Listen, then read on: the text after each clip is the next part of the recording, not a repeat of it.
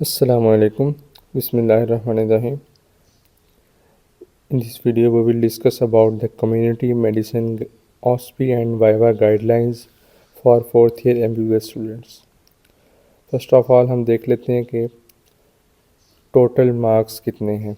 Community medicine का paper आपका 300 marks का होता है, तो जिसमें से 150 आपके रिटर्न के होते हैं और 150 ही आपके वाइवा OSPI के होते हैं।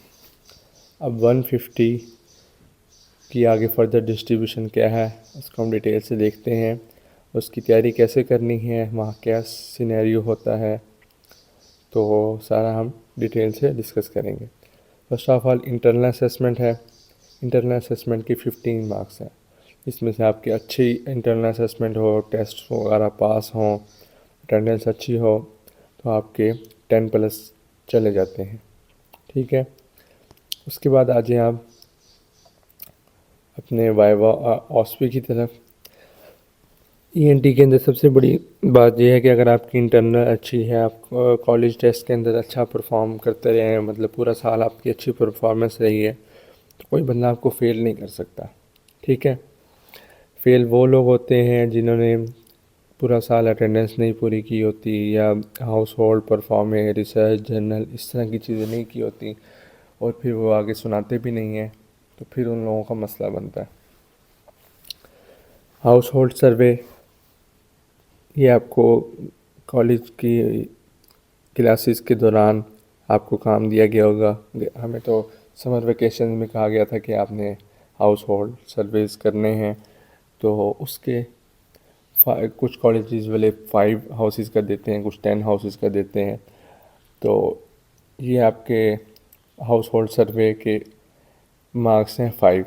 ये आपने लेके जाने होते हैं, उसको फाइल कवर के अंदर रख के ले जाएं, और वहाँ जाके आपने एक्सटर्नल एग्जामिनर को सबमिट करवाने होते हैं। उसके बाद रिसर्च। रिसर्च भी आपके लैब्स के दौरान आपको बताया जाता है कि रिसर्च कैसे करनी है। आपके बैच इंचार्ज जो होते हैं वो आपको रिसर्च करवाते हैं, और उसके मार्क्स उनके पास लिखे होते हैं। वो लिस्ट भी आपकी उनके पास होती है, HOD के पास। और रिसर्च वाले जो आपके पास एक फ़ाइल होती है, या उसको कह लें कि आपके पास एक प्रिंट करवाया होता है आपने, प्रिंट आउट, तो वो रिसर्च भी आपने साथ लेके जानी होती है वाइवा के दौरान। वो आपने इंटरनल एग्जामिनर को सबमिट करवानी है, और उसके 10 मार्क्स हैं। 15 मार्क्स हो गए। उसके बाद हैं जर्नल के। जर्नल में क्या कुछ है, फील्ड विज़िट। फील्ड विज़िट्स जो आप करते हैं उसके परफॉर्मा फिल करने होते हैं। ये भी आपने फाइल कवर के अंदर रख के ले जाने और इंटरनल एग्जामिनर को सबमिट करवा देने। और प्रेस कटिंग्स, ये भी आपको साल के दौरान बताया जाता है कि आपने मुख्तलिफ न्यूज़पेपर से हेल्थ रिलेटेड न्यूज़ को कट करके उसको अपनी कॉपी के अंदर लगाना है, या आपने उसको अलग से सबमिट करवाना है। हमें तो कहा था कि कॉपी के अंदर लगाना है, तो इस तरह वो जो आपकी असाइनमेंट नोटबुक होती है तो उसके अंदर लिखना होता है। तो मतलब ये सारा हो गया ना। प्रेस कटिंग 10 कटिंग्स हैं, और इससे रिलेटेड उसके ऊपर कुछ लिखना भी होता है, मतलब इसको उसके ऊपर कमेंट करना होता है कि ये क्या इशू है और इसको हम किस तरह बेहतर बना सकते हैं। तो ये सारा आपको पता है पहले से ही। तो ये आप देख लें कि 30 मार्क्स इन चीज़ों के हैं जो आपने पूरे साल के दौरान की हैं चीज़ें। 30 मार्क्स ये हो गए, और इंटरनल असेसमेंट के 15 कितने मार्क्स हो गए, 45 मार्क्स। अब जो बच्चा इन 45 में से अगर फ़ेल हो रहा है, बहुत कम ले रहा है नंबर, तो आगे ख़ुद देख लें कि वो अपने फ़ेल होने के चांसेस कितने ज़्यादा बढ़ा रहा है। तो इसलिए जो चीज़ आपके अपने हाथ में है उसको तो स्ट्रॉन्ग रखें। आप इसके अंदर से ना 45 मार्क्स हैं, 40 तक मार्क्स भी आप ले सकते हैं अगर आपने ये सारी चीज़ें बहुत अच्छी तरह की हुई हैं। ठीक है, उसके बाद आ जाएँ, ये पहले देख लेते हैं वाइवा। एक्सटर्नल के पास कितने मार्क्स हैं, 35, और इंटरनल के पास कितने हैं, 35। 35 और 35 70, 70 और 45 105।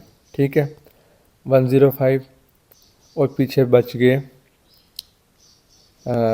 ठीक है, और पीछे 40 मार्क्स हो गए, हाँ, इंटरनल ऑस्पी और स्पॉटिंग के। ठीक है, मुझे लगता है कैलकुलेशन में कहीं मिस्टेक हो रही है। चलिए आप इसको देख लीजिएगा, मैं आपको ये सारा पहले एक दफ़ा बता देता हूँ।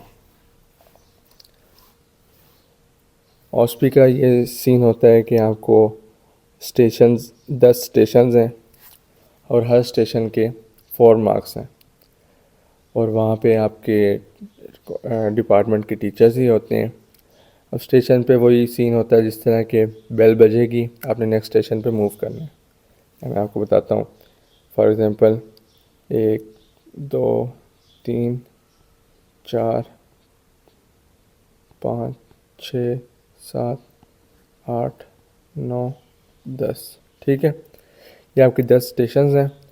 उसके अंदर मोस्टली स्टेशंस होते हैं नॉन ऑब्जर्व्ड, 2 स्टेशन शायद होते हैं ऑब्जर्व्ड। अब मुझे एग्जैक्ट याद, एक या दो, एक तो लाजमी होता है, एक या दो होते हैं ऑब्जर्व स्टेशन। यहाँ पे शायद लिखा हो,